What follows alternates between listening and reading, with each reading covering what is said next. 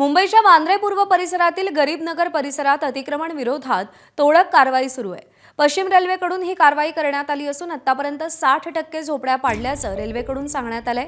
मात्र उरलेल्या झोपड्यांमध्ये आताही रहिवाशांचं वास्तव असल्याचं चित्र आहे। आजही तोडक कारवाई करण्यात येणार असल्याने इथल्या कुटुंबियांना झोपड्यांमधून बाहेर काढण्याचं आव्हान प्रशासनासमोर आहे। आढावा घेतला आमचे प्रतिनिधी अजय माने यांनी।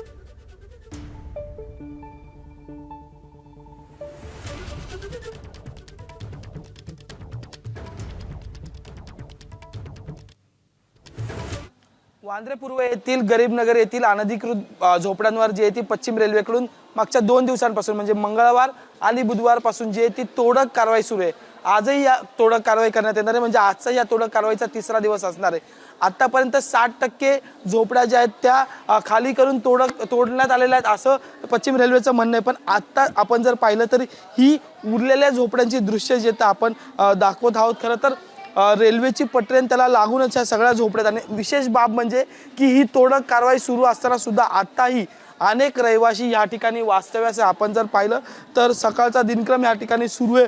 त्यात मग कपडे धुणे असतील, पाणी भरण्याचं काम असेल, हे महिलांकडून जे ते या ठिकाणी सुरू आहे। तर दुसरीकडे आपण जर पाहिलं तर अनेक कुटुंब जे ते या झोपड्यांमध्ये वास्तव्यास आहेत। काही कुटुंब झोपलेली सुद्धा आपल्याला पाहायला मिळतात। तर विशेष म्हणजे की अगदी या सगळ्या झोपड्यांमध्ये जे आहेत ते रहिवासी आताही राहतात। त्यामुळे एकीकडे पश्चिम रेल्वेकडून तोडक कारवाई जी ती सुरू असलेली आपल्याला पाहायला मिळते, तर दुसरीकडे आता ज्या उरलेल्या झोपड्या आहेत त्या ठिकाणी रहिवासी सुद्धा जे आहेत त्या वास्तव्यास असलेल्या आपल्याला पाहायला मिळतात।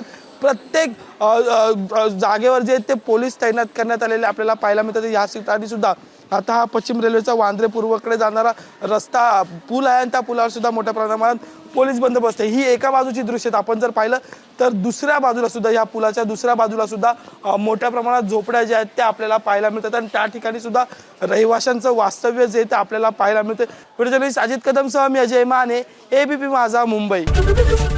एबीपी माझा, उघडा डोळे बघा नीट।